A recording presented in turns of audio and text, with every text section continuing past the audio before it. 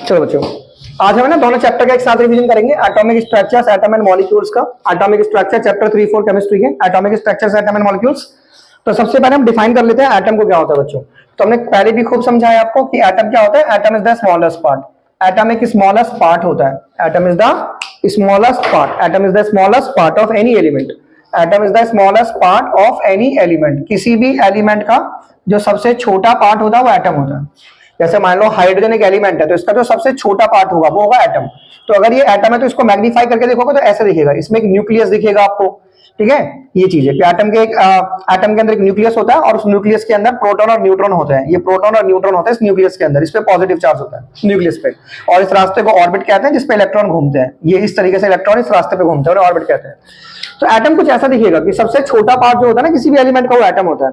तो atom consist of, तो atom किस किस से बना होता है बच्चों। Atom consist of an electron. Atom एक इलेक्ट्रॉन से बना हुआ है, एक प्रोटॉन से बना हुआ है, एंड न्यूट्रॉन से बना हुआ है, न्यूट्रॉन से बना हुआ है। ठीक है, तो और इनको एटम के सब एटॉमिक पार्टिकल्स कहते हैं। तो दीज आर कॉल्ड सब एटॉमिक पार्टिकल्स ऑफ एटम। तो इनको हम क्या बोलते हैं, दीज आर कॉल्ड सब एटॉमिक पार्टिकल्स। तो इन्हें हम क्या बोलते हैं, सब एटॉमिक पार्टिकल्स बोलते हैं। These are called some atomic particles of an atom. तो इन्हें हम एटम के सब एटॉमिक पार्टिकल्स बोलते हैं। किस किस को, इलेक्ट्रॉन को, प्रोटॉन को, न्यूट्रॉन को। तो these are called सब एटॉमिक पार्टिकल। तो वन मार्क क्वेश्चन आता है आपके पेपर में कि एटम के सब एटॉमिक पार्टिकल कौन कौन से हैं। तो एटम के सब एटॉमिक पार्टिकल्स है इलेक्ट्रॉन है, प्रोटॉन है और न्यूट्रॉन है। ये एटम के सब एटॉमिक पार्टिकल्स हैं। ठीक है बच्चों, अब इन पे चार्जेस पढ़ लेते हैं। इलेक्ट्रॉन पे चार्ज माइनस का होता है, माइनस का 1.6 इंटू 10 की पावर माइनस 19 कूलम होता है। एंड प्रोटॉन पे चार्ज प्लस का होता है, प्लस 1.6 इंटू 10 की पावर माइनस 19 कूलम होता है। न्यूट्रॉन एक चार्जलेस पार्टिकल, कोई चार्ज नहीं होता न्यूट्रॉन पे। न्यूट्रॉन पे जीरो चार्ज होता है, मतलब उस पर कोई चार्ज नहीं होता। अब इलेक्ट्रॉन का मास जो होता है वो 9.11 इंटू 10 की पावर माइनस 31 kg होता है बच्चों। अब प्रोटॉन का मास होता है 1.66 इंटू में 10 की पावर माइनस 27 kg होता है। और न्यूट्रॉन का मास होता है 1.67 इंटू 10 की पावर माइनस 27 kg। ये न्यूट्रॉन का मास होता है। तो इलेक्ट्रॉन का मास इतना होता है, प्रोटॉन का इतना होता है, न्यूट्रॉन का इतना होता है बच्चों। ठीक है, इनके मास से याद रखें। इनकी डिस्कवरी का शॉर्टकट मैंने खूब समझा रखा है आपको, ईंट पर नाच याद बता रखा है, ईंट पर नाच करके बता रखा है मैंने, है ना। इलेक्ट्रॉन की जो डिस्कवरी है ना वो जे थॉमसन ने करी है। किसने करी है, जे थॉमसन ने। इलेक्ट्रॉन की डिस्कवरी जे थॉमसन ने करी है। प्रोटॉन की जो डिस्कवरी है वो ई गोल्डस्टीन ने करी है, ई गोल्डस्टीन ने करी है। प्रोटॉन की डिस्कवरी ई गोल्डस्टीन ने करी है। आर का मतलब प्रोटॉन को प्रोटॉन नाम रदरफोर्ड ने दिया है। किसने दिया बच्चों, रदरफोर्ड ने। मतलब प्रोटॉन को कैनाल रेज कहते थे पहले। ये कैनाल रेज भी प्रोटॉन ही होती है, पॉजिटिव चार्ज किरणें होती है कैनाल रेज, इनको ही प्रोटॉन कहते हैं। तो कैनाल रेज थी पहले नाम, फिर ये प्रोटॉन दिया गया नाम रदरफोर्ड द्वारा। और न्यूट्रॉन की जो डिस्कवरी है ना वो जे चैडविक ने करी है। किसने करी है, जे चैडविक ने, जेम्स चैडविक ने न्यूट्रॉन की डिस्कवरी करी है। तो ये आप सब बातें याद रखिए इलेक्ट्रॉन के बारे में, प्रोटॉन के बारे में, इनके चार्ज, इनके मास, इनकी डिस्कवरी। ठीक है, तो सबसे जो लाइटेस्ट पार्टिकल होता है ना इसमें, सबसे जो हल्का होता है, तो सबसे लाइटेस्ट पार्टिकल होता है हमारे पास इलेक्ट्रॉन। सबसे हल्का इलेक्ट्रॉन होता है। तो आने जाने का काम इलेक्ट्रॉन करता है। मतलब कभी निकलेगा, जैसे मान लो ये कोई एलिमेंट, ये कोई एटम है और इस पे है ना ये जितना चार्ज प्लस का उतना चार्ज माइनस का है, तो ये न्यूट्रल है। तो अगर इसका माइनस कम हो जाएगा ना तो इसका प्लस बढ़ जाएगा, और माइनस ज्यादा हो जाएगा तो भी प्लस बढ़ जाएगा। देखो मान लो माइनस कम होने का मतलब क्या है, जैसे जितना इस पे प्लस उतना माइनस है। तो अगर मतलब इसका इलेक्ट्रॉन कम हो गया, ये माइनस इस पे कम हो गया, अगर माइनस इस पे कम हो गया ना मतलब ये इलेक्ट्रॉन बाहर निकल गया, तो इस पे प्लस का चार्ज बढ़ जाएगा। तो अगर माइनस बाहर से आ गया तो भी इस पे प्लस बढ़ जाएगा। यानी ये निकला कौन, इलेक्ट्रॉन, और आया कौन, इलेक्ट्रॉन। यानी आने जाने का काम इलेक्ट्रॉन करते हैं, प्रोटॉन कभी हिलते हुए अपनी पोजीशन से। ठीक है बच्चों, तो इलेक्ट्रिफिकेशन के लिए इलेक्ट्रॉन जिम्मेदार होते हैं। तो वो बोलेंगे which fundamental particle is responsible for electrification, तो आपको बोलना है इलेक्ट्रॉन। क्या बोलना है, इलेक्ट्रॉन। मतलब करंट वगैरह के लिए इलेक्ट्रॉन ही जिम्मेदार होते हैं, क्योंकि वही आने जाने का, निकलते भी वही है, चलते भी वही है, क्योंकि वो हल्के होते हैं प्रोटॉन से। ठीक है, तो विच फंडामेंटल पार्टिकल, कौन सा फंडामेंटल पार्टिकल ऐसा होता है, which fundamental particle is responsible, which fundamental particle is responsible for electrification, which fundamental particle is responsible, कौन सा फंडामेंटल पार्टिकल ऐसा होता है जो रिस्पॉन्सिबल होता है, किसके लिए, फॉर इलेक्ट्रिफिकेशन के लिए। किसके लिए, फॉर इलेक्ट्रिफिकेशन के लिए। तो आंसर है हमारा इलेक्ट्रॉन। आंसर क्या है हमारा, इलेक्ट्रॉन। तो इलेक्ट्रॉन वो फंडामेंटल पार्टिकल है जिससे करंट रहता है, जिससे करंट फ्लो होता है। ठीक है बच्चों, चलिए ठीक है। देखो अब ये वाला मॉडल देखो जल्दी से, अब बोहर मॉडल। कौन सा मॉडल, बोहर नहीं, सबसे पहले तो ये वाला मॉडल दिखा है ना आपको, कौन सा, थॉमसन मॉडल। कौन सा मॉडल दिखा बच्चों आपको, थॉमसन मॉडल। सबसे पहले देखेंगे Thompson model of an atom. देखो बच्चों, Thompson model of an atom, Thompson model of an atom. तो थॉमसन मॉडल क्या कहते हैं एटम का, थॉमसन मॉडल कहता है कि एटम एक पॉजिटिवली चार्ज स्फीयर होता है। Atom is a positively charged sphere. Atom क्या होता है, एक पॉजिटिवली चार्ज स्फीयर होता है, एक गोला होता है, एंड इलेक्ट्रॉन उसके अंदर धसे होते हैं, electrons are embedded in it, like watermelon model, like watermelon और प्लम इन द पुडिंग, है ना, केक में किशमिश टाइप, या तरबूज में बीज। तो थॉमसन बोल रहा है कि एटॉमिक पॉजिटिवली चार्ज स्फीयर होता है, मतलब एक एटॉमिक ऐसा गोला होता है पॉजिटिव चार्ज, ऐसे एटॉमिक पॉजिटिवली चार्ज स्फीयर होता है ऐसे करके, ठीक है, और इलेक्ट्रॉन उसके अंदर धसे होते हैं, इलेक्ट्रॉन धसे थोड़ा होता है, ये गलत था ना मॉडल। तो ये सीड है उसके, वाटरमेलन के ये सीड है, और ये वाला जो है ना ये रेड एडिबल पार्ट है जिसे हम खाते हैं, जो तरबूज का लाल वाला भाग है ना, तो वो पॉजिटिवली चार्ज स्फीयर हो गया, तो उसमें इलेक्ट्रॉन धसे होते हैं, तो वो इलेक्ट्रॉन बीज हो गए। तो देखो देखें आज क्योंकि इलेक्ट्रॉन की कंपैरिजन किससे करिए, ये सीड से, और जो रेड वाला पार्ट है वो पॉजिटिवली चार्ज स्फीयर। तो उसने भी बोला कि charge of proton and neutron both are equal and opposite, charge of proton and neutron, charge of proton and neutron, proton and electron are equal but opposite in nature, the charge of proton and electron are equal but opposite in nature। Opposite का मतलब है एक पे plus एक पे minus होता है ना, और इक्वल का मतलब है दोनों का मैग्नीट्यूड सेम होता है, दोनों का मैग्नीट्यूड सेम। जैसे इलेक्ट्रॉन का चार्ज इतना होता है -1.6 इंटू 10 की पावर -19 कूलम, एंड प्रोटॉन का कितना होता है +1.6 इंटू 10 की पावर -19 कूलम। तो ये इक्वल है बट अपोजिट है, नेचर में कैसे है, अपोजिट। फिर उसके बाद किसने मॉडल दिया, रदरफोर्ड मॉडल। कौन सा दिया, Rutherford model of an atom, Rutherford model of an atom. फिर आया रदरफोर्ड मॉडल एटम का, इसे है ना गीगर मार्सडन एक्सपेरिमेंट भी कहते हैं, इसे गीगर मार्सडन एक्सपेरिमेंट, गीगर और मार्सडन ने किया था मिलके, तो this is also called Geiger Marsden experiment, या इसे अल्फा स्कैटरिंग एक्सपेरिमेंट भी कहते हैं। इसे हम और क्या कहते हैं, अल्फा स्कैटरिंग एक्सपेरिमेंट, और क्या कहते हैं हम इसे, अल्फा स्कैटरिंग एक्सपेरिमेंट कहते हैं, क्योंकि इसमें अल्फा पार्टिकल लिया गया है, जो अल्फा पार्टिकल हमारा हीलियम होता है, ये हीलियम होता है ना अल्फा पार्टिकल। कभी कभार इसकी हाइड्रोजन से तुलना पूछता है वो, तो हाइड्रोजन के कंपैरिजन में इसका 4 गुना मास है, और चार्ज इसका हाइड्रोजन के कंपैरिजन में डबल है।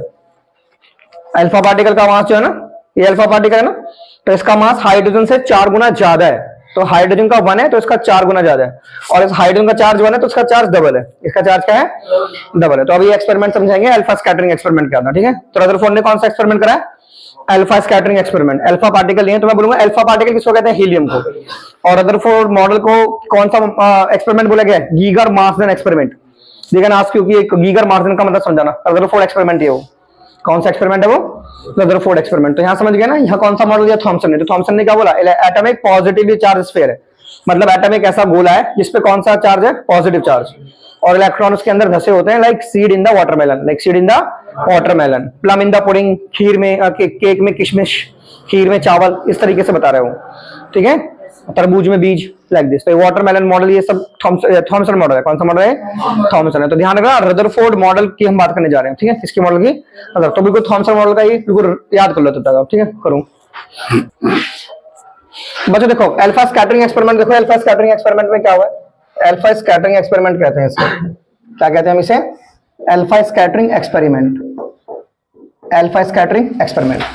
अल्फा स्कैटरिंग एक्सपेरिमेंट में क्या होता है बच्चों, ये हमारे पास एक अल्फा पार्टिकल का सोर्स होता है, यहाँ पे एक अल्फा पार्टिकल रखते हैं, क्या रखते हैं, इसे कहते हैं source of an alpha particle. क्या कहते हैं हम इसे, सोर्स ऑफ अल्फा पार्टिकल। यहाँ पे अल्फा पार्टिकल का सोर्स रखा गया है, मतलब ये एक रेडियो एक्टिव सब्सटेंस है। क्या है, एक रेडियो एक्टिव सब्सटेंस, क्या है बच्चों, ये रेडियो एक्टिव सब्सटेंस है, और इससे ना अल्फा रेज ऐसे बाहर निकलेंगे, ऐसे अल्फा रेज बाहर निकलेंगी, और ये अल्फा रेज जब बाहर निकलेंगी ना, तो यहाँ पे एक गोल्ड फॉइल होती है, क्या होती है, गोल्ड फॉइल। तो यहाँ पे इस गोल्ड फॉइल से टकराती है, ठीक है, और यहाँ पे एक स्क्रीन होती है, जिंक सल्फाइड स्क्रीन। कौन सी स्क्रीन होती है, जिंक सल्फाइड की स्क्रीन होती है, और यहाँ पे ना कुछ लेड के हम वो लगा देते हैं, लेड के स्लॉट्स कहते हैं, ये किरणों को सीधा चलाते हैं, ये लेड के स्लॉट्स होते हैं ऐसे करके, ऐसे ऐसे, ठीक है। तो अल्फा रेज इनसे टकरा के नष्ट हो जाती है, और फिर वो सीधी चलती है, फिर वो क्या चलती है, सीधी। तो इन्हें क्या कहते हैं, लेड स्लॉट। क्या कहते हैं इन्हें हम, लेड स्लॉट्स कहते हैं, लेड स्लॉट्स कहते हैं। तो ये अल्फा रेज सीधी चलेंगी, तो इससे ना, इसमें क्या देखा गया, एक्सपेरिमेंट में देखा गया कि जैसे गोल्ड फॉइल है ना, क्या है ये, गोल्ड फॉइल, ये चीज क्या है इसके अंदर, गोल्ड फॉइल। ये गोल्ड फॉइल इसलिए चूज की जाती है क्योंकि काफी डक्टाइल होती है, काफी क्या होती है ये, डक्टाइल। तो इसमें क्या देखा गया, जैसे ये जिंक सल्फाइड की स्किन है, तो इसमें यहाँ पर कोई चमक नहीं थी, यहाँ पे कोई चमक नहीं है, हर जगह चमक है, मतलब ये इस जगह यहाँ भी चमक रही है, यहाँ भी चमक रही है, यहाँ भी चमक रही है, हर जगह इसमें चमकती है, सिर्फ सेंटर को छोड़ के, सिर्फ इसको छोड़ के सेंटर को, मतलब अल्फा पार्टिकल सेंटर पे नहीं आ रहे, बाकी हर जगह जा रहे हैं, बाकी हर जगह जा रहे हैं। समझ रहे हो, अल्फा पार्टिकल कहां पे नहीं आ रहे, सेंटर पे, बाकी वो हर जगह जा रहे हैं, मतलब यहाँ भी चमक मार रही है, इसमें हर जगह चमक है, यहाँ पे हर जगह चमक है, सिर्फ सेंटर को छोड़ के, इस पॉइंट को छोड़ के, यहाँ पे कोई इल्यूमिनेंस नहीं है, कोई इल्यूमिनेंस, कोई चमक, कोई शाइनिंग, यहाँ पे चीज मतलब शाइनिंग कोई अपीयरेंस नहीं है यहाँ पे, ठीक है। तो इसका मतलब जो अल्फा पार्टिकल है ना, वो हमारे सेंटर पे नहीं जा रहे हैं, कहां पे नहीं जा रहे हैं, हमारे सेंटर पे। तो उससे रदरफोर्ड ने प्रेडिक्शन करा कि यार सारी चीजें ना एटम से मिलकर बनी होती है, तो इसमें एटम तो बहुत सारे होंगे, पर एटम के सेंटर पे कुछ नहीं जा रहा होगा, मीन जैसे ये एटम है, ये एटम है, तो ये इसका सेंटर है, बिल्कुल बहुत छोटा सा न्यूक्लियस है, तो मतलब अल्फा रेज जो बहुत दूर दूर जा रही है वो सीधी निकल रही है, ऐसे इनको कोई फर्क नहीं पड़ रहा, लेकिन जो थोड़ी सी पास आ रही है ना वो मुड़ रही है, ऐसे थोड़ी सी पास आ रही है, जो बहुत पास आ रही है वो बहुत ज्यादा मुड़ रही है, ऐसे करके ऐसे ऐसे मुड़ रही है, बहुत ज्यादा वो मुड़ रही है जो बहुत पास आ रही है, इस न्यूक्लियस के जब पास आ रही है, और सीधी जैसे कोई रेज सीधी आती है ना, तो वो सीधी जा नहीं पाती, वो यहीं से बैक हो जाती है, वो यहीं से बैक हो जाती है ऐसे। तो उसने प्रेडिक्शन करा कि अल्फा एक पॉजिटिव चार्ज होता है और वो सेंटर तक नहीं जा पा रहा है, इसका मतलब सेंटर पे भी पॉजिटिव चार्ज मौजूद है, उसको न्यूक्लियस कह देते हैं, क्या कह देते हैं उसको, न्यूक्लियस, ठीक है, क्योंकि ये पॉजिटिव चार्ज है ना, जैसे सेंटर पे जा नहीं पा रहा है, इसका मतलब सेंटर से रिपेल हो रहा है, यानी यहां भी कोई पॉजिटिव चार्ज मौजूद है, तो उसने कल्पना किसकी करी, न्यूक्लियस की। तो एटम के सेंटर पे क्या होता है, पॉजिटिव चार्ज होता है, जिसे न्यूक्लियस कहते हैं, क्या कहते हैं, जिसे न्यूक्लियस। और क्योंकि न्यूक्लियस के अंदर न्यूट्रॉन पे तो कोई चार्ज होता नहीं है, यानी न्यूक्लियस के अंदर तो प्रोटॉन हुआ ना, क्योंकि प्रोटॉन पे प्लस होता है, तो वो जो सारा प्लस का चार्ज है वो प्रोटॉन की वजह से, किसकी वजह से है, वो प्रोटॉन की वजह से। समझ नहीं आ गया, फिर से एटम के सेंटर पे न्यूक्लियस होता है, ठीक है, एटम के सेंटर पे क्या होता है, न्यूक्लियस। अब न्यूक्लियस के अंदर प्रोटॉन और न्यूट्रॉन होते हैं, तो न्यूट्रॉन तो कोई चार्जलेस है, उस पर कोई चार्ज है नहीं। अगर न्यूक्लियस प्लस है तो प्लस किसकी वजह से है, प्रोटॉन की वजह से, किसकी वजह से, क्योंकि प्रोटॉन पे प्लस है, प्रोटॉन पे प्लस है। तो इसने खोज किसकी कर दी, न्यूक्लियस की, किसकी खोज कर दी इसने, न्यूक्लियस की। तो इसने ना पोस्टुलेट्स दिए, इसने इसके कुछ पोस्टुलेट्स समझो, इसके गुण, पोस्टुलेट्स माने क्या होते हैं, गुण होते हैं, क्या होते हैं, गुण। तो एक है पोस्टुलेट्स ऑफ रदरफोर्ड मॉडल बोलेंगे हम इसे, postulates of Rutherford model. Rutherford model जो है ऑफ एन एटम है ना, उसके पोस्टुलेट्स मतलब उसके क्या क्या गुण है। तो मैं 4-5 पोस्टुलेट्स लिख देता हूं। पहला पोस्टुलेट समझ लीजिए, there is a positive charge, there is a positive charge, कि एक पॉजिटिव चार्ज होता है, there is a positive charge, एक पॉजिटिव चार्ज होता है at the centre of an atom, at the centre of an atom, atom के centre पे एक पॉजिटिव चार्ज होता है, उसे हम न्यूक्लियस कहते हैं। क्या कहते हैं हम उसे, न्यूक्लियस। क्या कहते हैं हम उसे, न्यूक्लियस कहते हैं। एटम के सेंटर पे एक पॉजिटिव चार्ज होता है, उसे क्या कहते हैं, न्यूक्लियस। क्या कहते हैं उसे, हम न्यूक्लियस कहते हैं, ठीक है, बोलो। अच्छा, न्यूक्लियस का साइज बहुत डॉट जैसा है, बहुत छोटा है, ये पूरा एटम है, ये पूरा एटम एक डॉट न्यूक्लियस है, तो size of nucleus is very small.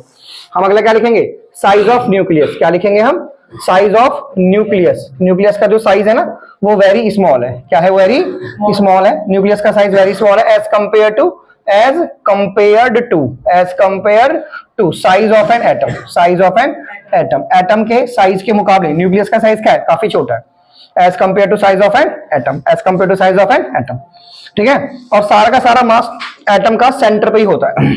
The entire mass of an atom, the entire mass of an atom, किसी भी एटम का सारा मास कहां होता है, is present in the nucleus, is present in the nucleus. Atom का सारा मास कहां पे होता है, इसके न्यूक्लियस पर ही होता है। कहां पे होता है, इसके न्यूक्लियस के अंदर होता है। एटम का सारा मास कहां होता है, न्यूक्लियस के अंदर, न्यूक्लियस के अरे सेंटर पे। यानी देखो, हर चीज को सेंटर से पकड़ोगे पूरी हाथ में आ जाएगी, यहां से पकड़ोगे पूरी हाथ में नहीं आएगी, सेंटर से पकड़ो। तो किसी भी वस्तु का सारा मास कहां होता है, उसके सेंटर पे होता है। तो एटम का मास कहां पे होता है, उसके सेंटर पे, उसके कहां पे होता है, सेंटर पे। और देखो, बहुत सारी किरणें सीधी सीधी निकल रही हैं, मतलब बहुत सारी जगह एटम के अंदर खाली है, किरणों को कोई फर्क नहीं पड़ रहा। यानी most of the space in an atom is empty लिख देंगे। क्या लिख देंगे, एम्प्टी। क्या लिख देंगे, most of the space, most of the space in an atom, most of the space in an atom is empty. तो ज्यादातर जगह जो है एटम के अंदर क्या है, वो खाली है। मोस्ट ऑफ द स्पेस जो है वो क्या है, एम्प्टी है। मोस्ट ऑफ द स्पेस क्या है, एम्प्टी है, किसके अंदर, एटम के अंदर। तो एक क्वेश्चन आता है कि why he has choose gold foil, why he has chosen, why he has chosen, कि उसने गोल्ड फॉइल को ही क्यों चूज करा, ठीक है, why he has chosen gold foil, ठीक है, गोल्ड फॉइल। तो उसने गोल्ड फॉइल को ही क्यों चूज करा, ये हमारे पास क्वेश्चन है। इसने गोल्ड फॉइल को क्यों चूज करा, क्योंकि गोल्ड क्या होता है, gold is very high ductile metal, gold is highly ductile metal होती है। गोल्ड क्या होती है, गोल्ड इज हाईली, गोल्ड क्या होती है, हाईली डक्टाइल मेटल, मेटल लिख दो, gold is highly ductile metal. ये रीजन लिख सकते हो। डक्टाइल का मतलब गोल्ड को बहुत ज्यादा खींच सकते हैं, खींच के उसको बहुत पतला कर सकते हैं। तो उसे उसने खींच के उतना पतला करा कि उसके अंदर कम से कम एटम बचे। भाई वही देखना चाह रहा था कि एटम के अंदर क्या होता है, तो कम से कम एटम होंगे तो आराम से देख पाएगा। तो गोल्ड को इसलिए चूज किया क्योंकि गोल्ड क्या होता है, हाईली डक्टाइल होता है, हाईली डक्टाइल। डक्टिलिटी से उसका क्या मतलब था, डक्टिलिटी से उसका ये मतलब था कि अगर हम गोल्ड को खींच के बहुत पतला कर देंगे ना तो उसके अंदर कम से कम एटम्स बचेंगे, तो हम इजीली उसके अंदर देख पाएंगे कि उसके अंदर क्या होता है। समझ में नहीं आ गया? तो मोस्ट ऑफ द ये सब चीजें, तो why he has chosen gold foil, तो इसका आंसर ये है, gold is highly ductile matter. Gold is highly ductile matter, gold एक हाईली डक्टाइल मैटर होता है, इसकी वजह से उसने उसको चूज करा गोल्ड को। ठीक है, गोल्ड को उसने चूज करा। ठीक है, तो ये सब है, तो इसको ध्यान रखना, ये अल्फा स्कैटरिंग एक्सपेरिमेंट है, इसे गीगर मार्सन एक्सपेरिमेंट भी कहते हैं। क्या कहते हैं इसे हम, गीगर मार्सन एक्सपेरिमेंट। तो इसके 4-5 पोस्टुलेट्स याद रखना कि एटम का सारा मास उसके सेंटर पे होता है, जिसे न्यूक्लियस कहते हैं। एटम के सेंटर पे न्यूक्लियस होता है, एटम के सेंटर पे क्या होता है, न्यूक्लियस। एटम के अंदर बहुत सारी जगह खाली होती है और न्यूक्लियस का साइज बहुत छोटा होता है, साइज ऑफ एटम। एटम के साइज के कंपैरिजन में न्यूक्लियस का साइज क्या होता है, काफी छोटा होता है। एक्चुअली जो न्यूक्लियस का साइज बताया गया है ना, साइज ऑफ न्यूक्लियस जो है, न्यूक्लियस का साइज तुम इतना समझ लो, साइज ऑफ न्यूक्लियस, न्यूक्लियस का जो साइज है वो लगभग 10 की पावर -15 मीटर होता है। 10 की पावर -15 मीटर में दैट इज 1 फर्मी, इसे एक फर्मी कहते हैं, एक फर्मी। तो एक फर्मी में इतने मीटर होते हैं, फर्मी, FERMI, तो 1 फर्मी में इतने होते हैं। और साइज ऑफ एटम जो होता है ना, साइज ऑफ एन एटम, तो एक एटम का जो साइज होता है वो 10 की पावर -10 मीटर होता है।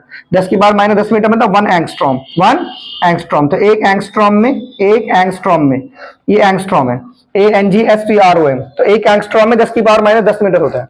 तो ये भी मैं पूछ सकता हूं आपसे कि एक फर्मी में कितने मीटर होते हैं, तो एक फर्मी में कितने मीटर होते हैं, 10 की पावर -15 मीटर। और एक एंगस्ट्रॉम में कितने मीटर होते हैं, 10 की पावर -10 मीटर, 10 की पावर -10 मीटर। जैसे ना कुछ वर्ड्स याद रखो, जैसे 1 मिलीमीटर है, तो 1 मिलीमीटर में 10 की पावर -3 मीटर होते हैं, 10 की पावर -3 मीटर होते हैं। तो किसमें, 1 मिलीमीटर में।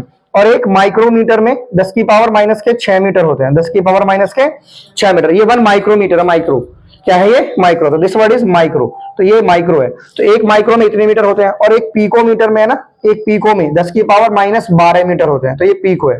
क्या है ये, पीको। तो इन सब की भी नॉलेज रख लीजिए आप। ठीक है, तो एक एंगस्ट्रॉम में कितने मीटर होते हैं, 10 की पावर -10 मीटर। और एक मिलीमीटर में कितने होते हैं, 10 की पावर -3 मीटर। ठीक है, एक पीकोमीटर में कितने होते हैं, 10 की पावर -12 मीटर। और मिलीमीटर में 10 की पावर -3, माइक्रो में 10 की पावर -6, पीको में 10 की पावर -12, एंगस्ट्रॉम में 10 की पावर -10 मीटर। तो 1 एंगस्ट्रॉम इक्वल्स टू 10 की पावर -10 मीटर। ठीक है, तो ये सब थे जो किसने बताया था हमें, रदरफोर्ड ने बताया था। रदरफोर्ड का एक पॉइंट ये भी लिख सकते हो कि इलेक्ट्रॉन जिस सर्कुलर पाथ में घूमते हैं ना उसे ऑर्बिट कहते हैं। क्या कहते हैं उसे, हम ऑर्बिट। तो इसका एक पॉइंट आप भी डाल सकते हो, electron revolves in the circular path called orbit. Electron revolves in the circular path, electron जिस गोल गोल रास्ते पे घूमते हैं उसे क्या कहते हैं, उसे हम ऑर्बिट कहते हैं, उसे हम क्या कहते हैं, ऑर्बिट। तो इलेक्ट्रॉन जिस रास्ते पे घूमता है उस रास्ते को क्या बोला गया है, ऑर्बिट बोला गया है। क्या बोला गया है, ऑर्बिट। तो इलेक्ट्रॉन के रास्ते को क्या बोला गया है, ऑर्बिट। तो यहाँ पे ये सब याद रखना, ये इंपॉर्टेंट चीज है कि उसने गोल्ड फॉइल को लिया है। किसको लिया है, गोल्ड फॉइल को लिया है। ये इंपॉर्टेंट चीज है। यहाँ पे क्या रखा गया, यहाँ पे एक सोर्स रखा गया जिससे अल्फा पार्टिकल बाहर निकलेंगे। मतलब यहाँ पे एक रेडियोएक्टिव सब्सटेंस रखा गया जिससे अल्फा रेज बाहर निकलेंगे, अल्फा रेज बाहर निकलेंगे। ठीक है, तो ये सारी चीजें आपको बिल्कुल इस चैप्टर में पढ़ के चलनी है, गीगर मार्सन एक्सपेरिमेंट के अंदर। ठीक है, कौन सा एक्सपेरिमेंट है ये, गीगर। और ये क्या स्क्रीन है, जिंक सल्फाइड की स्क्रीन रखी गई है। किसकी रखी गई है, क्योंकि इस पे क्या मारेगी, चमक मारेगी। क्या मारेगी, इस पे चमक। करो नोट।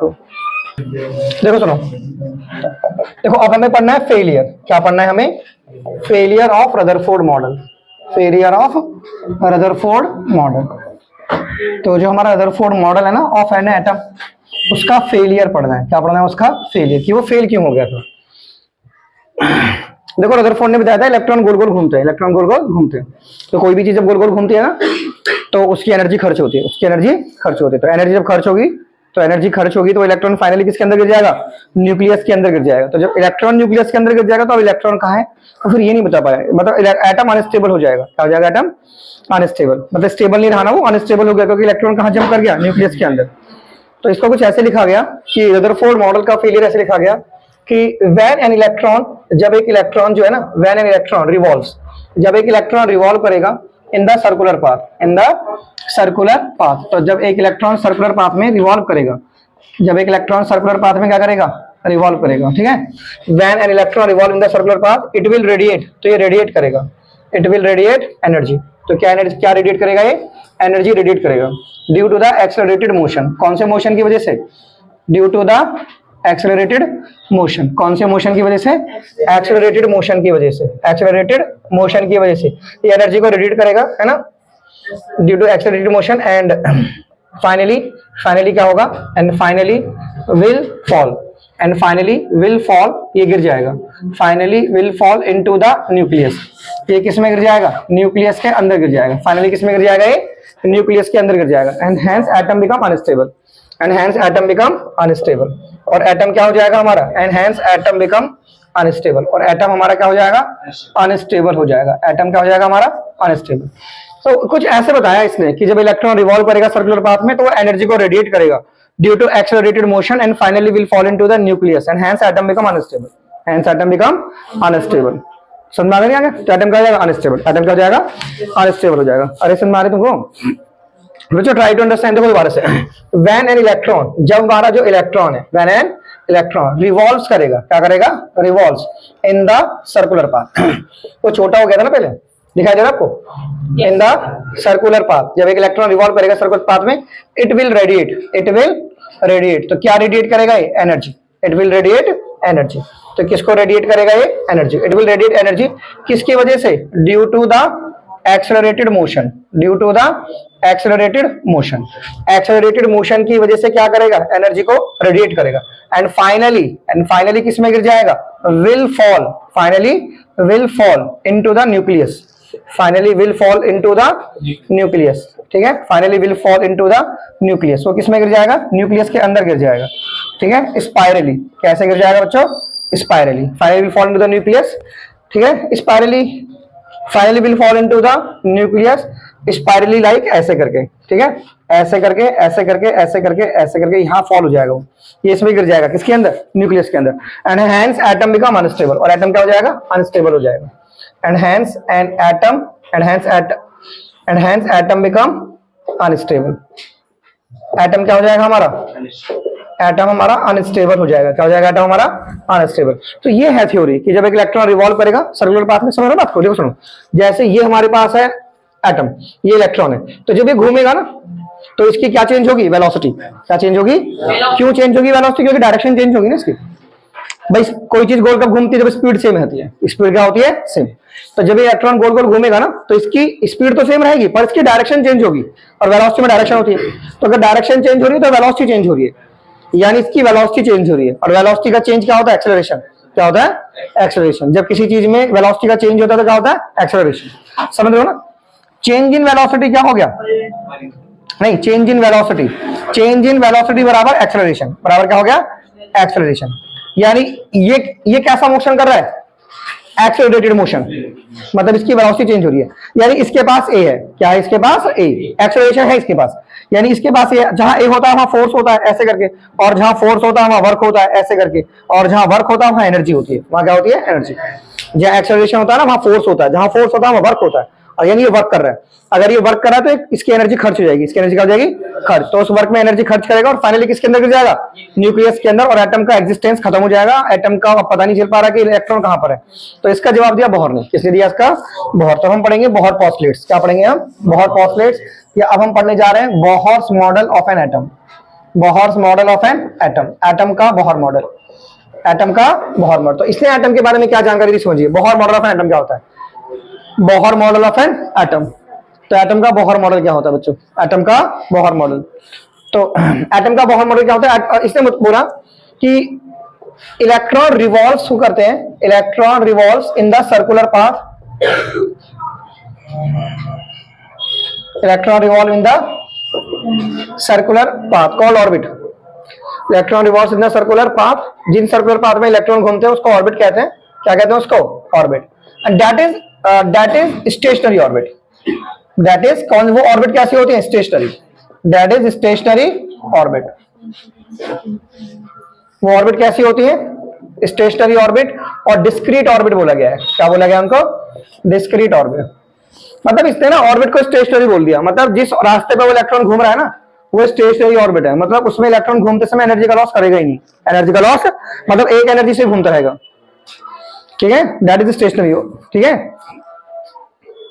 तो इलेक्ट्रॉन कौन सी ऑर्बिट में घूमते हैं? स्टेशनरी ऑर्बिट में। कौन सी ऑर्बिट में घूमते हैं? स्टेशनरी ऑर्बिट में घूमते हैं, और उसे डिस्क्रीट ऑर्बिट भी कहते हैं। स्टेशनरी ऑर्बिट का मतलब समझो बच्चों, स्टेशनरी का मतलब क्या होता है कि जैसे ये ऑर्बिट है, ये एक इलेक्ट्रॉन घूम रहा है ना, तो इसकी एक एनर्जी से घूमेगा, और इसमें अलग एनर्जी, इसमें एनर्जी अलग होगी। मतलब यहाँ ये न्यूक्लियस है जैसे, तो यहाँ एनर्जी कम होगी, यहाँ एनर्जी ज्यादा होगी, और यहाँ और भी एनर्जी होगी, मतलब यहाँ और एनर्जी ज्यादा होगी। तो जैसे जैसे इलेक्ट्रॉन न्यूक्लियस से दूर जाएगा उसकी एनर्जी बढ़ती जाएगी। लेकिन इन्हें डिस्क्रीट ऑर्बिट बोला गया, स्टेशनरी ऑर्बिट, मतलब एक ही एनर्जी से घूमेगा, घूमते समय एनर्जी का लॉस नहीं करेगा। वो एनर्जी का लॉस कब करेगा? जो यहां से यहां जाएगा तो एनर्जी लेके जाएगा, और जब ऊपर से नीचे आएगा तो उस एनर्जी को छोड़ देगा, तो electrons revolves in the circular path called orbit, that is stationary orbit और डिस्क्रीट ऑर्बिट। मतलब ये कह रहा है इलेक्ट्रॉन हर ऑर्बिट में नहीं घूमता, इलेक्ट्रॉन सिर्फ डिस्क्रीट ऑर्बिट्स में घूमते हैं। किसमें घूमते हैं? डिस्क्रीट ऑर्बिट्स में। किसमें घूमते हैं? डिस्क्रीट ऑर्बिट्स में। ठीक है, electron revolve in the stationary orbit, discrete orbit. दूसरा, there is no loss of energy take place when electron revolve. एक पॉइंट ये लिख सकते हो कि there is no loss of energy, there is no loss of energy, कोई energy का loss नहीं करते हैं वो during revolving. There is no loss of energy during their motion, during their revolving motion. अपने रिवॉल्विंग मोशन के कारण वो एनर्जी का लॉस नहीं करते हैं। There is no loss of energy during the revolving motion. The energy is lost only. Energy तब loss होती है, the energy is lost only when electron falls, जब इलेक्ट्रॉन फॉल करता है from higher energy level से, when electron falls from higher energy level, जब एक electron fall करता है higher energy level से to the lower energy level, है ना, to the lower energy level. तो जब एक इलेक्ट्रॉन हायर से लोअर एनर्जी लेवल पे फॉल करता है तो वो इलेक्ट्रॉन को एनर्जी का लॉस करता है। ऐसे घूमते समय लॉस नहीं करेगा। बात को समझ रहे हो? देखो सुनो, जैसे ऐसे समझो, जैसे मान लो ये एक इलेक्ट्रॉन है, ठीक है, अभी ये हमारी फर्स्ट सेल में घूम रहा है, और मान लो इसके पास 10 एनर्जी है। कितनी एनर्जी है? 10 जूल। अब मैंने बोला कि तू सेकंड सेल में जाके घूम ऐसे, तो सेकंड सेल में 25 एनर्जी चाहिए। कितनी चाहिए? 25। तो हमने इसको 15 जूल की एनर्जी दे दी। कितनी दे दी? 15। तो इसकी 25 हो गई। कितनी होगी? 25 लेके ये ऊपर गया। लेकिन जब ये ऊपर से नीचे आएगा ना, तो ये देखेगा कि ऊपर बहुत इलेक्ट्रॉन थे, मेरी कोई जरूरत नहीं है, तो ये नीचे आ जाएगा। क्या जाएगा? तो जो 15 हमने दी थी इसे, वो ये छोड़ देगा बाहर, वो लाइट बन जाएगी ऐसे। ये 15 एनर्जी दी थी वो ऐसे छोड़ देगा फालतू में ऐसे, क्योंकि 15 तो थी उसके पास फालतू। भाई नीचे आने के लिए 10 चाहिए, नीचे आने के लिए क्या चाहिए? तो जब वो ऊपर से नीचे आएगा तो वो नीचे आने 10 चाहिए, तो जो 15 हमने दी थी ना, वो 15 ऐसे फोटोन के रूप में बाहर निकाल देगा। तो जब ऊपर से नीचे आएगा तो वो एनर्जी छोड़ेगा, घूमते समय एनर्जी नहीं निकालेगा। एनर्जी का लॉस कब करेगा? वो जब वो हायर लेवल से लोअर लेवल पे आएगा। और इसने कौन से वर्ड्स को यूज किया है? स्टेशनरी ऑर्बिट को, कि ये ऑर्बिट स्टेशनरी होते हैं। ये ऑर्बिट क्या होते हैं? स्टेशनरी ऑर्बिट होते हैं, या डिस्क्रीट ऑर्बिट होते हैं। क्या होते हैं? मतलब स्टेशनरी ऑर्बिट का मतलब इस पाथ को उसने वेल डिफाइन बोला है कि बहुत अच्छा वेल डिफाइन पाथ होता है। क्या होता है ये? Well defined path. हालांकि ये बाद में ये थ्योरी भी गलत हो गई थी। हाइजेनबर्ग थे साइंटिस्ट, उन्होंने इसको गलत कर दिया था। उन्होंने बोला था कि ये जो ऑर्बिट होता है ना, ये वेल डिफाइन नहीं होता, ये वेल डिफाइन नहीं होता। ठीक है, क्योंकि जब ये इलेक्ट्रॉन घूमेगा ना, तो घूमते समय ही हम इसकी दोनों चीज, उसकी पोजीशन और उसकी वेलोसिटी एक साथ नहीं बता सकते। कोई चीज अगर गोल गोल घूम रही है इसी पाथ पे, तो अगर हम उसकी पोजीशन और वेलोसिटी दोनों एक साथ नहीं बता सकते, क्योंकि किसी चीज की पोजीशन बताने के लिए आप उसको रोकना पड़ेगा ना। जैसे कोई चीज चल रही है, मुझे उसकी पोजीशन बतानी, मुझे उसको रोकना पड़ेगा कि नहीं पड़ेगा? तभी तो बताऊंगा उसकी पोजीशन क्या है। अगर वो चलती रहेगी तो उसकी पोजीशन कैसे बता देंगे? ठीक है, और उसकी वेलोसिटी बताने के लिए उसकी पोजीशन को इग्नोर करना पड़ेगा। अगर आप ये ध्यान देखोगे वो चल कहां रहा है, तो फिर ये नहीं ध्यान दे पाओगे ना वो किस वेलोसिटी से चल रहा है। जैसे एक पहाड़ पे कोई बंदा चल रहा है, उसे ट्रैफिक वाले ने रोका कि आपको पता है आप किस स्पीड से गाड़ी चला रहे हो, ट्राई टू समझने की कोशिश करना। एक पहाड़ों पे कोई गाड़ी चला रहा है, तो ट्रैफिक वाले ने रोका, उसने पूछा कि आपको पता है आप किस स्पीड से गाड़ी चला रहे हो? तो बंदा बोलता है कि अगर मैं इस स्पीड पे ध्यान दूंगा ना, तो मैं ये ध्यान नहीं दे पाऊंगा मैं गाड़ी कहां चला रहा हूँ, या तो मैं ये ध्यान दूं गाड़ी कहां चला रहा हूं, या स्पीड पे ध्यान दूंगा। तो दोनों चीज एक साथ नहीं बता सकता ना मैं, दोनों चीजों पे एक साथ ध्यान नहीं दे सकता, स्पीड और वेलोसिटी, स्पीड पे और उस पे पोजीशन पे, स्पीड पे और हाँ। तो हाइजेनबर्ग ने बोला कि अगर एक इलेक्ट्रॉन गोल गोल घूमता है ना, आप उस पाथ को वेल डिफाइन कर रहे हो, तो वेल डिफाइन अगर वो पाथ होता तो हम दोनों चीज एक साथ बता देते, पोजीशन भी और वेलोसिटी भी। लेकिन क्योंकि घूमते हुए इलेक्ट्रॉन की पोजीशन वेलोसिटी दोनों एक साथ नहीं बता सकते, तो इसका मतलब वो रास्ता वेल डिफाइन नहीं है। फिर ये पढ़ोगे आप 11वीं क्लास में। किसमें पढ़ोगे आप? 11वीं क्लास में। समझ में आ गया? तो ये बोहर के अकॉर्डिंग कितनी एनर्जी लॉस होती है, मतलब सपोज ये E2 लेवल है, तो ये E2 लेवल है, तो E2 में से E1 माइनस कर दो, ठीक है, तो इतनी एनर्जी फोटोन बन जाती है, तो इसे फोटोन की एनर्जी कहते हैं। This is called h new, this is called h into में न्यू। ये फ्रीक्वेंसी होती है। क्या होती है ये? Frequency. This is called frequency, this is called frequency. जैसे यहाँ पे 25 जूल की एनर्जी है और यहाँ पे 10 की है, तो 25 में से 10 माइनस कर दो तो इतनी एनर्जी वो बाहर फेंक देगा 15। जैसे हमारे एग्जांपल के तौर पे ये 25 है और ये 10 है, तो ये कितनी फेंक दी इसने? 15। कितनी फेंक दी इसने? 15 तो दी थी हमने इसे। क्या दी थी हमने? 15। जितनी एनर्जी हम उसे देते हैं, जैसे मैंने इसको 10 वोल्ट दिए, तो ये 10 वोल्ट बाहर फेंक देगा, 10 जूल, 10 जूल। तो उससे तो लाइट चल रही है। जैसे हमने इसको 20 वोल्ट दिए तो कितनी बाहर फेंक दोगे? 20 जूल। समझ आ गया ना क्या? तो ऐसे लाइट बत्ती है। तो ये चीज क्या, ये बोहर मॉडल है। तो बोहर मॉडल ने क्या बोला कि इलेक्ट्रॉन जिस रास्ते पे घूमता है ना, उस रास्ते को उसने वेल डिफाइन बोला। क्या बोला वो? नाम क्या बोला उसको? Stationery orbit. स्टेशनरी का मतलब एक चीज होती है, मतलब एक कांस्टेंट एनर्जी। स्टेशनरी का मतलब क्या होता है? एक ही एनर्जी से इलेक्ट्रॉन घूमेगा। इलेक्ट्रॉन घूमते समय एनर्जी का लॉस नहीं करेगा वो। एनर्जी का लॉस कब करेगा वो? जब वो ऊपर से नीचे आएगा, जब वो हाई लेवल से लो लेवल पे आएगा, तो वो एनर्जी का लॉस करेगा। एनर्जी का, और कितनी एनर्जी लॉस होगी? जो उनके दो लेवल की डिफरेंस है एनर्जी का, जो दो लेवल्स की एनर्जी का डिफरेंस है। जैसे ऊपर की एनर्जी E2 है, नीचे की एनर्जी E1 है, तो E2 माइनस E1 एनर्जी वो लॉस कर देगा। E2 minus E1 energy. Similarly अगर वो 3 से 1 पे आ रहा है तो कितनी एनर्जी लॉस करेगा? E3 minus E1। 3 से 2 पे आ रहा है तो E3 minus E2। E3 minus जो उन दोनों शेल्स की एनर्जी का डिफरेंस है, उस डिफरेंस के बराबर एनर्जी क्या करेगा? लॉस करेगा। समझ आ गया? बोलो बच्चों। तो पहले आप फेलियर समझो, किसका? रदरफोर्ड का। तो रदरफोर्ड मॉडल का फेलियर क्यों हो रहा है?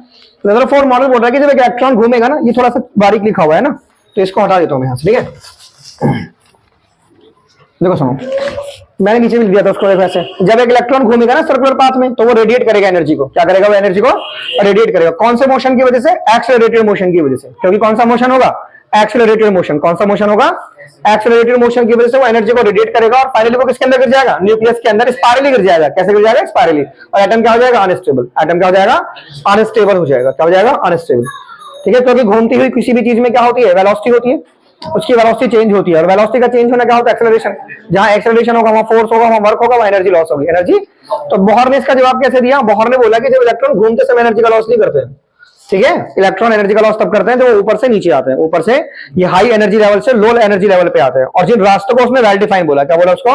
वो जो रास्ता होता है जिसमें इलेक्ट्रॉन घूमता है, वो वेल डिफाइन पाथ होता है, उसको स्टेशनरी ऑर्बिट, डिस्क्रीट ऑर्बिट बोला गया है। लेकिन ये मैंने बताया ना, हाइजेनबर्ग ने ये भी गलत कर दिया था। हाइजेनबर्ग बोला वो रास्ता वेल डिफाइन नहीं है, क्योंकि वो रास्ता वेल डिफाइन होता तो हम दोनों चीज एक साथ बता देते। क्या? पोजीशन भी और वेलोसिटी भी। और कभी भी हम ये दोनों चीज एक साथ नहीं बता सकते, इसका मतलब रास्ता वेल डिफाइन नहीं होता।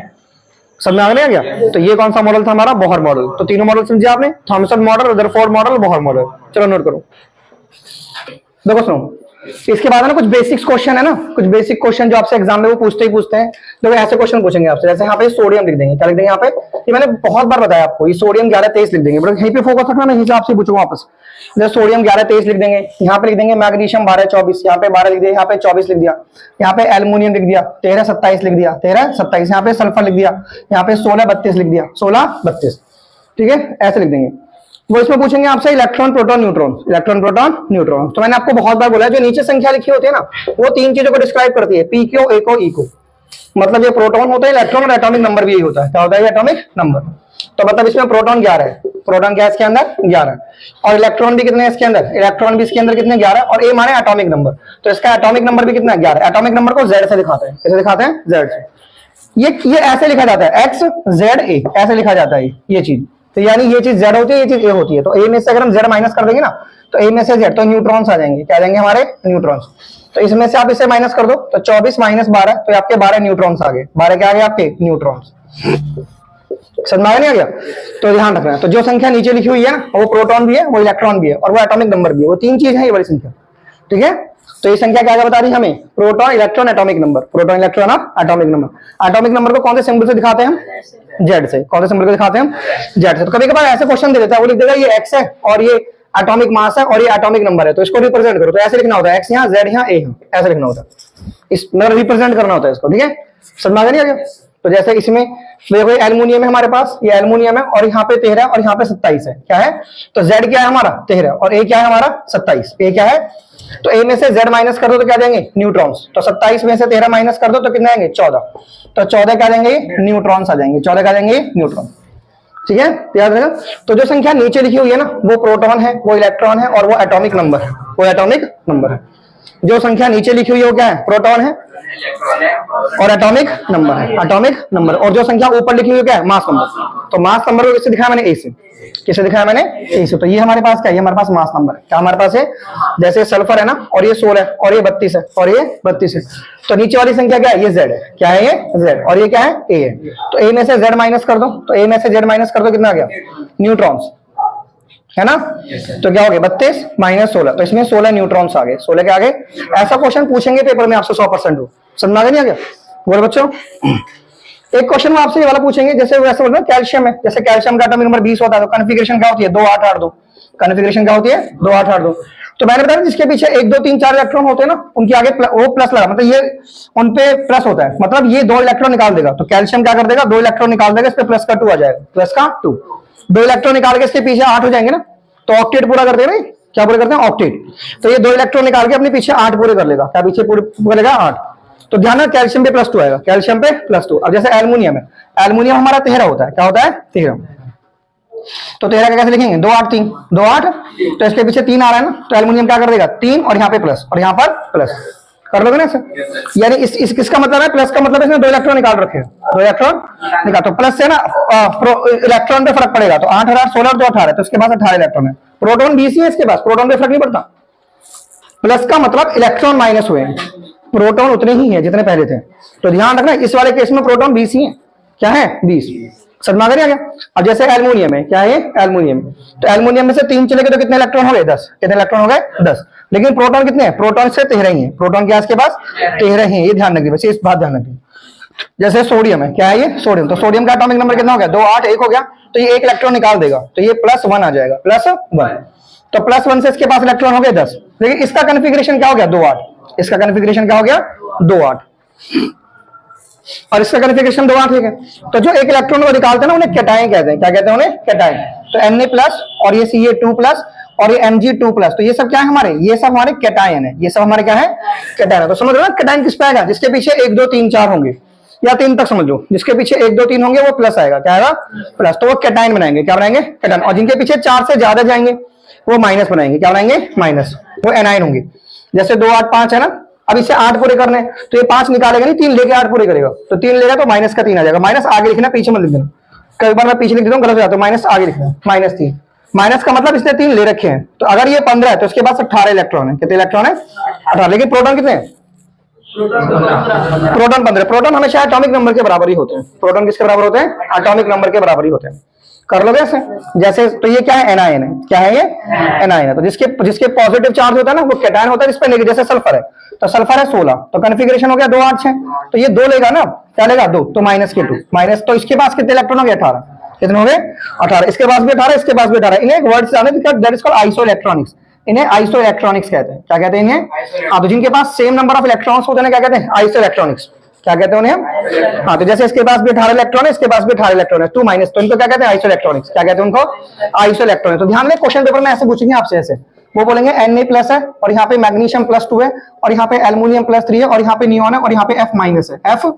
तो इन सब में इलेक्ट्रॉन कितने, इसमें 10 है, इसमें भी 10 इलेक्ट्रॉन है, इसमें भी 10 है, इसमें भी 10 है और इसमें सब में 10 इलेक्ट्रॉन है। तो ये क्या रिलेशन है, ये सब आइसो इलेक्ट्रॉनिक्स है। क्या है ये आइसो। आइसो का मतलब सेम, इलेक्ट्रॉनिक्स का मतलब इनमें इलेक्ट्रॉन सेम है, इलेक्ट्रॉन सेम है। तो जिसमें इलेक्ट्रॉन सेम होते हैं क्या कहते हैं आइसो इलेक्ट्रॉनिक्स। क्या कहते हैं आइसो।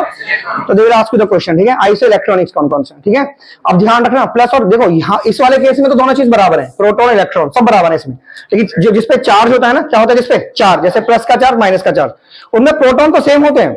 जैसे कैल्शियम +2 है, प्रोटॉन उतने ही होंगे जितना उसका एटॉमिक नंबर है 20। प्लस हो चाहे कुछ भी हो, चाहे न्यूट्रल हो, ये एक होता है न्यूट्रल, जैसे इस पे कोई चार्ज नहीं तो ये न्यूट्रल है। इस पे प्लस का चार्ज है, कैटायन है। क्या है कैटायन। तो इसके कैटायन पे इलेक्ट्रॉन कितने हो गए 18। कितने हो गए 18। लेकिन प्रोटॉन कितने 20 ही है। यानी ध्यान देना इसका कॉन्फ़िगरेशन 2 8 8 2 और इसका कॉन्फ़िगरेशन 2 8 8 है। इसका कॉन्फ़िगरेशन क्या है 2 8 8। आपको इस बात पे करना है फोकस, कर लोगे ऐसे। तो इसका कॉन्फ़िगरेशन क्या है 2 8 8। समझ आ गया, क्योंकि 18 इलेक्ट्रॉन है ना। देखो जैसे एटॉमिक नंबर 20 होता है तो +2 का मतलब 2 माइनस करने और -2 का मतलब 2 प्लस करने।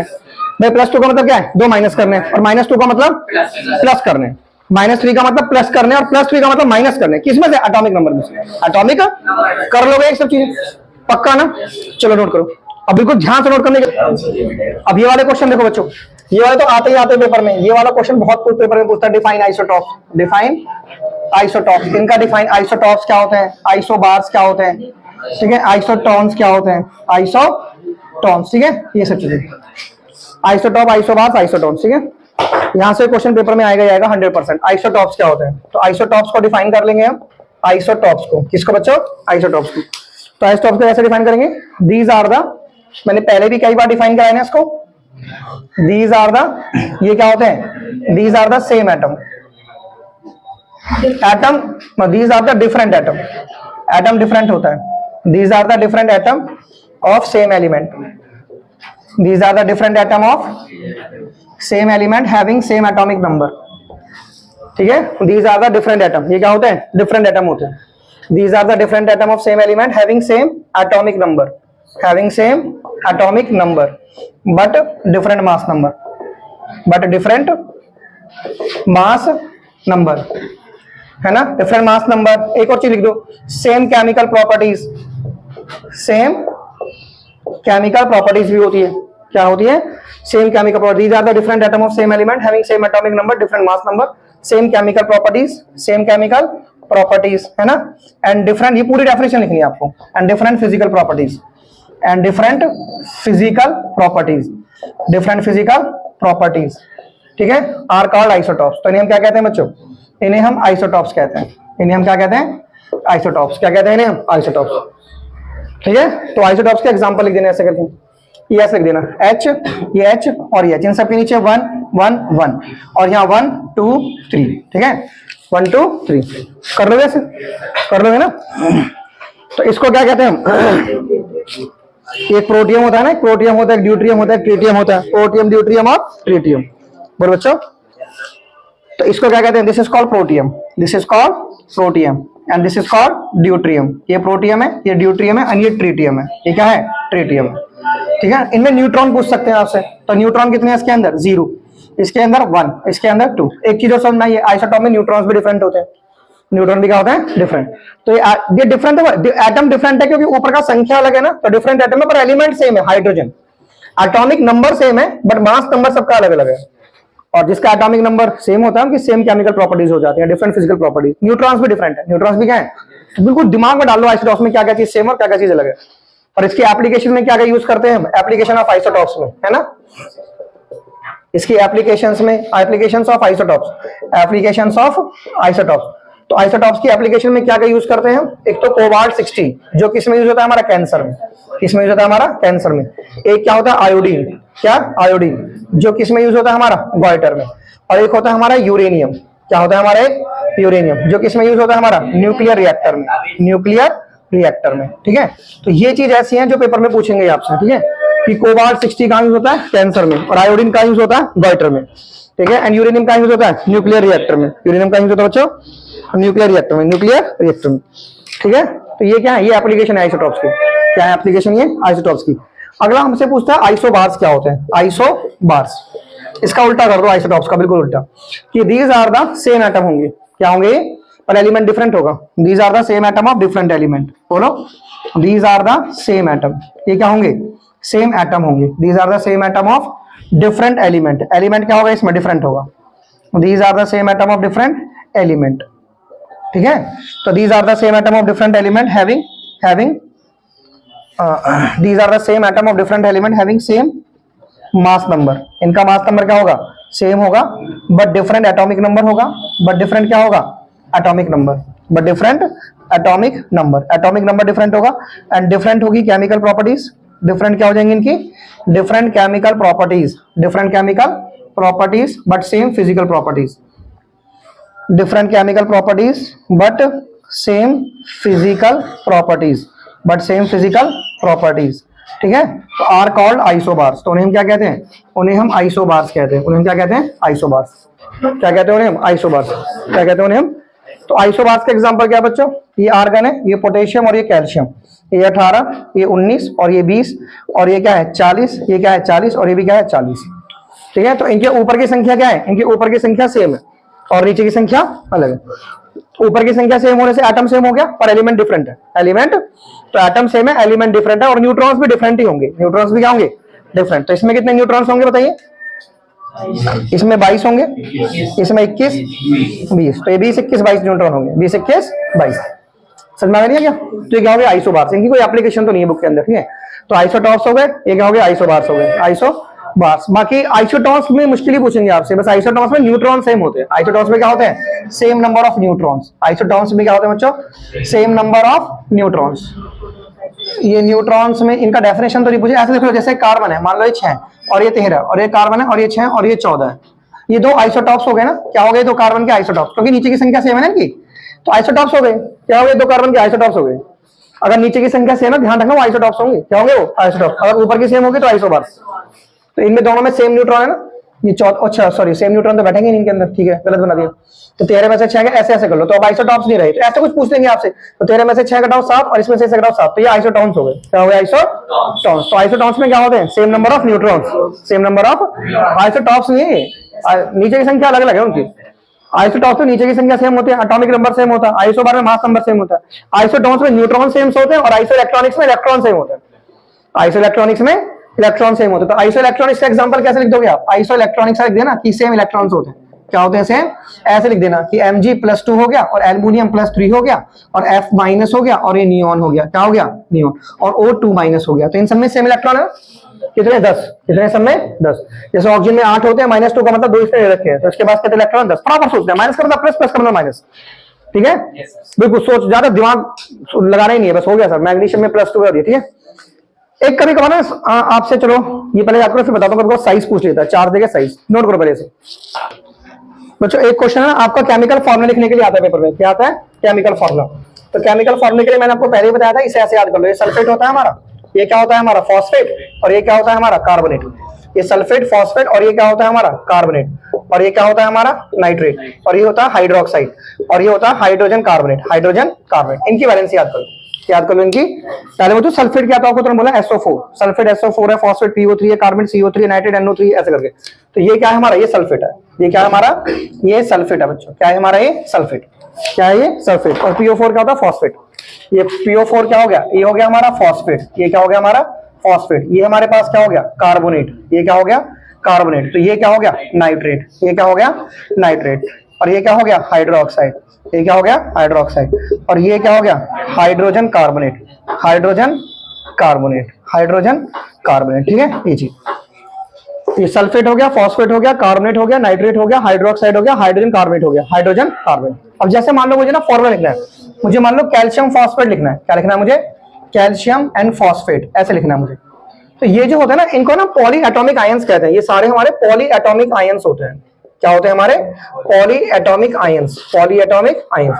पॉली एटॉमिक आयन में जब 2 या 2 से ज्यादा एटम आपस में कंबाइन करके ना एक ऐसी इंटेंसिटी बनाते हैं जिसपे नेट चार्ज होता है। क्या होता है जिसपे? Net charge. 2 and more atom combine together to form a single intensity.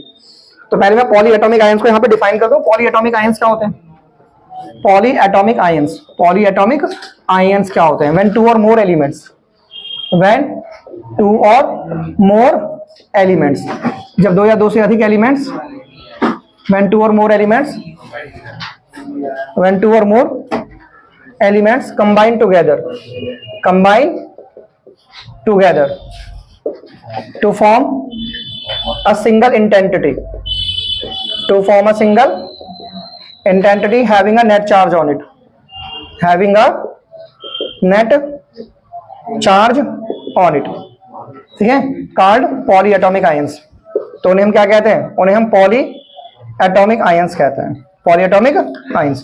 So polyatomic ions में ये सब आएगा आपका, sulphate, phosphate, carbonate, nitrate, hydroxide, hydrogen carbonate. तो ये किसमें आएगा हमारा? पॉली एटॉमिक आयंस में। ठीक बच्चों, अभी तो कैल्शियम फॉस्फेट है, इसको ऐसे लिखो पहले आप। पहले लिखो आप एलिमेंट। पहले क्या लिखो आप? एलिमेंट। तो एलिमेंट क्या हो गया? कैल्शियम, और ये हो गया फॉस्फेट। ठीक है, अब लिखो वैलेंसी। क्या लिखो? वैलेंसी। तो इसकी वैलेंसी क्या होगी? 2, इसकी क्या होगी? 3। अब क्रॉस कर दो ऐसे। तो CH की 3 से कर दो एंड PO4 की 2 से कर दो, ऐसे। कैल्शियम फॉस्फेट है, इसके इंटू इससे, इसके इंटू इससे, तो this become calcium phosphate. Calcium phosphate. ऐसे मान लो आपको लिखना है कैल्शियम हाइड्रोक्साइड लिखना है। क्या लिखना है आपको? Calcium hydroxide. Calcium hydroxide. ठीक है, तो यहाँ पे एलिमेंट लिख लो। क्या लिख लो यहाँ पे? यहाँ पे कैल्शियम लिख लो, यहाँ पे हाइड्रोक्साइड। ठीक है, अब यहाँ पे वैलेंसी लिख लो। क्या लिख लो? वैलेंसी। यहाँ पे 2 और यहाँ पे 1, क्रॉस कर दो। इसकी वैलेंसी यहाँ, इसकी वैलेंसी यहाँ, क्रॉस करो। इसकी 1 से करनी, 1 को लिखना नहीं है। अब OH को 2 से लिखना है ऐसे, कैल्शियम हाइड्रोक्साइड। Calcium hydroxide. ठीक है, तो इस कैल्शियम हाइड्रोक्साइड के बारे में ध्यान रखना, इसे स्लेकेड लाइन कहते हैं। क्या कहते हैं हम इसे? स्लेकेड लाइन। स्लेकेड लाइन या फिर लाइम वाटर, या फिर लाइम वाटर। जैसे मैंने बोला आपको कैल्शियम ऑक्साइड लिखो। क्या लिखो? Calcium oxide. यहाँ पे लिखो कैल्शियम, यहाँ ऑक्साइड। तो सबसे पहले एलिमेंट लिख लो। तो एलिमेंट पे क्या क्या गया? कैल्शियम और ऑक्सीजन। और यहाँ पे वैलेंसी लिख लो। क्या लिख लो यहाँ पर? यहाँ भी 2 लिख लो, यहाँ भी 2 लिख लो, है ना, दोनों की 2। अब 2 से 2 कट कर इसको ऐसे जोड़ के लिख लो, कैल्शियम ऑक्साइड। और इसको ऐसे लिखते हैं जैसे कैल्शियम अकेला है ना, तो बहुत से बच्चे ऐसे लिख देते हैं, गलत हो जाता है। ऐसा ना आएगा, पहला कैपिटल दूसरा स्मॉल आएगा। ठीक है, क्योंकि ये एक ही है, तो इसमें पहला कैपिटल दूसरा। अभी अकेला है तो ये कैपिटल ही आएगा, इसको छोटा मत कर देना ऐसे, ये क्या कभी ऐसे लिख दो गलत हो गया ना, ये तो अकेला है ना पूरा, तो ये बड़ा ही आएगा ऐसे। ये पूरा एक है तो इसमें दो लेटर आ रहे हैं, तो इसमें एक कैपिटल दूसरा स्मॉल आएगा, तो होगा कैल्शियम ऑक्साइड। इसे क्विकलाइम कहते हैं। क्या कहते हैं इसे हम? क्विकलाइम। क्या कहते हैं इसे? क्विकलाइम। क्विकलाइम कर लोगे ऐसे। जैसे मान लो मुझे कैल्शियम कार्बोनेट लिखना है, मुझे क्या लिखना है? कैल्शियम लिखना है और फिर क्या लिखना है? Carbonate, calcium carbonate. तो सबसे पहले एलिमेंट लिख लो, क्या लिख लो? एलिमेंट में कैल्शियम आ गया और ये क्या आ गया? कार्बोनेट। अब इनकी वैलेंसी लिख लो, क्या लिख लो इसकी? तो इसकी वैलेंसी 2 है और इसकी भी क्या 2। अब 2 से 2 कट गया, CaCO3 लिख लो, पहले C A फिर C O और फिर 3, क्योंकि ये अलग है और ये अलग है, ये कार्बन है ये ऑक्सीजन है, तो दोनों कैपिटल आएंगे। तो इसे लाइमस्टोन कहते हैं। क्या कहते हैं इसे हम? लाइमस्टोन कहते हैं, या कैल्शियम कार्बोनेट लाइमस्टोन। मार्बल का फॉर्मूला भी यही होता है, ये मार्बल भी होता है और ये चौक भी होता है। क्या होता है? ये चौक। तो मार्बल भी यही है, चौक भी यही है। कर लोगे ना ऐसा तुम? जैसे कुछ वैलेंसी याद करो, वो तुम्हारी कॉपी में किताब में है नहीं। जैसे आयरन की 2 होती है, कॉपर की भी कितनी होती है? 2, लेड की भी कितनी होती है? 2, और जिंक की कितनी होती है? 2। जिंक की, इनकी वैलेंसी याद रखो, ठीक है। जैसे मान लो उसने पूछा जिंक नाइट्रेट कैसे लिखोगे? Zinc nitrate, zinc nitrate. तो सबसे पहले एलिमेंट में क्या लिख लेंगे हम? जिंक। क्या लिख लेंगे? जिंक और नाइट्रेट, NO3 पूरा, NO3 पूरा, जिंक नाइट्रेट। अब क्या लिखेंगे? वैलेंसी। क्या लिखेंगे हम? वैलेंसी, ठीक है। तो वैलेंसी कैसे लिखेंगे? इसकी 2 और इसकी 1 क्रॉस कर देंगे, तो Zn की 1 से करेंगे, 1 को लिखेंगे नहीं, ये Zn1। नाइट्रोल ऐसे, नाइट्रेट इसकी 2 से ऐसे करनी है, जिंक नाइट्रेट, जिंक नाइट्रेट। कर लोगे ना इसे? तो ये हो गया जिंक नाइट्रेट। तो ये सारे कौन से आयंस होते हैं? Polyatomic ions, poly atomic ions, ठीक है, पॉली एटॉमिक आयंस। तो आपको ऐसे लिखना है, ठीक है, केमिकल फॉर्मूला, केमिकल फॉर्मूला कर सकते हैं। अच्छा, कभी कभी इन पॉली एटॉमिक आयंस में नंबर ऑफ इलेक्ट्रॉन्स पूछ लेते हैं, नंबर ऑफ इलेक्ट्रॉन्स। देखो जैसे है ना ये SO4 2 माइनस है, तो इलेक्ट्रॉन्स पूछेंगे, तो सल्फर में इलेक्ट्रॉन कितने होते हैं? कितना एटॉमिक नंबर है? 16। कितने होते हैं? 16। एंड ऑक्सीजन में 8 होते हैं और ये 4 है, तो 4 से 8 का इंटू करके माइनस करना, +2 कर दो। समझ मारी बात? देखो सल्फर हो गया 16 हो गया एटॉमिक नंबर, और ऑक्सीजन का 8 होता है। अरे मॉलिक्यूलर मास से निकाला तो डबल कर दोगे आप एटॉमिक नंबर से। नंबर ऑफ इलेक्ट्रॉन्स पूछ रहा हूं मैं, number of electrons, number of electrons. तो ये 16 हो गए, ये 4 गुना 8 माइनस का मतलब +2 कर दो, तो ये 16 हो गया और ये क्या हो गया? 32। ये क्या हो गया? 32 जमा दो, तो 32 और 2 34 और 16 कितना हो गया? 50 इलेक्ट्रॉन है, 50 इलेक्ट्रॉन। बात समझ में आ रही तुम्हारी? तो जैसे ये हमारा PO4 3 माइनस है ना, तो फास्फोरस में कितने इलेक्ट्रॉन हो गए? 15 प्लस के 4 गुना 8 जमा 3 जमा 3, तो ये 15 हो गया और ये 32 हो गया और ये 3 हो गया, तो 32 और 3 35 और 15 है 8 चौ 32 50 से भी कितने हो गए? 50 इलेक्ट्रॉन हो गए, 50। तो ये तो पॉली एटॉमिक आयंस हो गए। ठीक, कौन से? आइसो इलेक्ट्रॉनिक्स हो गए ना, आइसो इलेक्ट्रॉनिक्स। हाँ सही है। यहाँ पे भी हमें क्या पकड़ लिया? Iso electronics. SO4 2 माइनस और PO4 3 माइनस में सेम इलेक्ट्रॉन्स है, क्या इनमें? सेम इलेक्ट्रॉन्स है, तो क्या बन गए? Iso electronics. बात समझ रहे हो? इलेक्ट्रॉन्स कैसे निकाल रहे हो? अबे कर लोगे भैया। जैसे मुझे OH माइनस में निकालने number of electron, OH minus में, तो इसमें कितने आएंगे? 16 और हाइड्रोजन में 1 और माइनस का मतलब 1, तो कितने इलेक्ट्रॉन हो गए? 18। कितने हो गए? 18। कर दोगे ना फिर? जैसे मुझे HCO3 माइनस में इलेक्ट्रॉन निकालने, HCO3 माइनस में, तो इसमें 1 हो गए, इसमें कार्बन में कितने हो गए? 6, कार्बन में 6, ऑक्सीजन में 3 गुना 8 और +1, माइनस का मतलब +1, तो 8 या 24 और 6 30 और 2 कितने होंगे बच्चों? 32 इलेक्ट्रॉन, 32 इलेक्ट्रॉन। कर लेंगे ऐसे? कर लोगे? चलो नोट करो फटाफट, नोट इट डाउन फास्ट। चलो बच्चों देखो, जैसे मान लो मुझे इसका फॉर्मूला लिखना है, देखो इधर मान लो मुझे इसका फॉर्मूला लिखना है, ये मेरे पास है पोटेशियम, ये पोटेशियम सल्फेट है, पोटेशियम सल्फेट। तो सबसे पहले एलिमेंट में क्या लिखेंगे बताओ? एलिमेंट में लिखेंगे K SO4 SO। वैलेंसी में क्या लिखेंगे? वैलेंसी में यहाँ पे 1 और यहाँ पे 2 क्रॉस कर देंगे ना, K की 2 से, K की SO4 की 1 से करेंगे तो 1 को मत लिखो, पोटेशियम सल्फेट हो गया, पोटेशियम सल्फेट। जैसा मुझे लिखना है पोटेशियम नाइट्रेट लिखना है, क्या लिखना है मुझे? बोलो, पोटेशियम नाइट्रेट। क्या लिखना है मुझे बच्चों? ये पोटेशियम हो गया और ये क्या हो गया? Nitrate, potassium nitrate, potassium nitrate. तो पहले क्या लिखेंगे बताओ? एलिमेंट में क्या लिखेंगे? एलिमेंट में एलिमेंट में क्या लिखेंगे हम? K लिखेंगे, और क्या लिखेंगे? दोनों बड़े होने चाहिए ऐसे, कभी एक छोटा कर दो। और वैलेंसी में क्या लिखेंगे? वैलेंसी में बताइए, यहाँ पे 1 और यहाँ पे 1, तो 1 है, 1 से 1 काट दो, KNO3 potassium nitrate, potassium nitrate. कर लोगे? जैसे मान लो मुझे लिखना है कैल्शियम क्लोराइड, क्या लिखना है मुझे?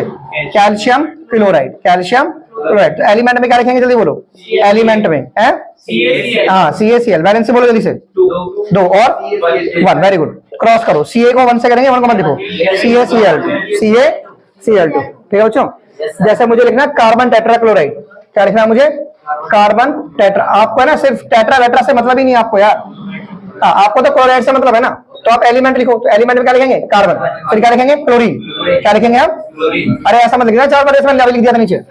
अब क्या लिखेंगे? कार्बन की वैलेंसी 4, क्लोरीन की 1, कार्बन की 4 होती है ना, 2 4 2 4, तो इसको 1 से करेंगे, 1 को लिखेंगे नहीं, तो क्या होता है? CCl4, तो ये कार्बन टेट्राक्लोराइड होता है। इसे बताए टेट्राक्लोरो, ये भी पूछ सकता हूँ, कुछ भी पूछ सकता हूँ, जो लिखवा रहा हूं मैं यहाँ से आपको। टेट्राक्लोरोमीथेन होता है, ये टेट्राक्लोरोमीथेन होता है, और ये फायर एक्सटिंग्विशर होता है, आग बुझाने के काम आता है। किसके काम आता है ये? आग बुझाने के, fire extinguisher, carbon tetrachloride, carbon tetrachloride. कर लोगे? पोटेशियम सल्फेट लिख दिया हमने, ठीक है बच्चों। एंड जैसे मुझे लेड क्लोराइड लिखना है, क्या लिखना है मुझे? Lead chloride, lead chloride. तो एलिमेंट में क्या लिखूंगा? जल्दी बोलो। हाँ, पीबी, वेरी गुड। एलिमेंट में पीबी और क्लोरीन, वैलेंसी बोलो जल्दी से। 2 और 1 क्रॉस कर दो, पीबी, और ये हो जाएगा Cl2, lead chloride, lead chloride. बना लोगे ना? बोलोगे? बना। ये 10th क्लास का फर्स्ट चैप्टर, यहीं से शुरुआत होगी उसकी। केमिकल जब रिएक्शन लिखना पड़ेगा, ये अगर आप आगे फटाफट केमिकल रिएक्शन लिख दोगे आप, समझ में आ गया? नहीं आ गया? कर लोगे? चलो और किसका लिखूं बताओ। जैसे मुझे लिखना है पोटेशियम सल्फेट का लिखना है। पोटेशियम सल्फेट तो हो गया, पोटेशियम नाइट्रेट भी हो गया। क्या लिखना है?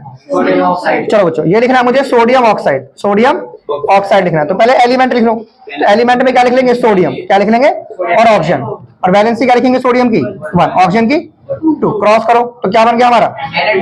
Na2O, क्या है ये? Sodium oxide, sodium oxide, sodium sodium. अच्छा, मेटल नॉन मेटल की पहचान पता है आपको? मेटल क्या होती है? Metal non metal. देखो इस पे प्लस का चार्ज है ना, सोडियम पे प्लस होता है, सोडियम पे प्लस होता है ना, तो ये मेटल है, मेटल है, मेटल है, मेटल है। जिनके पीछे 1 2 3 इलेक्ट्रॉन होते हैं वो मेटल होती है। जैसे सोडियम के पीछे 1 है, अरे छोड़ो, जिसके पीछे मैं आ रहा हूं वो मेटल है।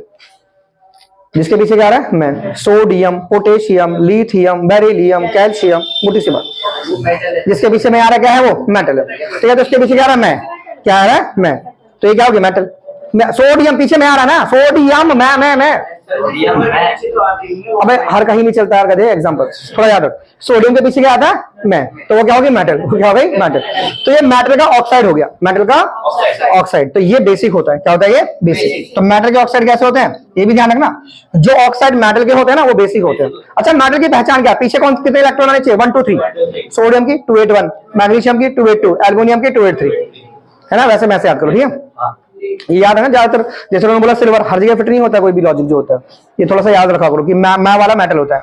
क्या होता है? मेटल। तो ऐसे मैं क्या बताऊं, मेटल के ऑक्साइड बेसिक होते हैं। क्या होते हैं? बेसिक। अच्छा ये बताओ, जिसके पीछे 4 से ज्यादा इलेक्ट्रॉन होंगे वो क्या होगी? Non metal, non metal. जैसे सल्फर, तो ये सल्फर का ऑक्साइड हो गया ना, ये नाइट्रोजन का ऑक्साइड हो गया ना, ये सल्फर का ऑक्साइड हो गया ना, और ये किसका ऑक्साइड हो गया? नाइट्रोजन का। तो ये एसिडिक हो गए, क्या हो गए? एसिडिक। यानी नॉन मेटल के ऑक्साइड कैसे हो गए? देखो ये नॉन मेटल, ये oxide, non metal oxide, non metal oxide. तो नॉन मेटल के ऑक्साइड कैसे हो गए? एसिडिक। मेटल के बेसिक, मेटल के। हाँ, तो ये दोनों ऑक्साइड बहुत इंपॉर्टेंट है, इनकी वजह से एसिड रेन होती है। अम्लीय जो वर्षा होती है ना, एसिड रेन, वो इन दो ऑक्साइड की वजह से ही होती है, SO2 और NO2। SO2 और कर लोगे अब? चलो तो नोट कर लो।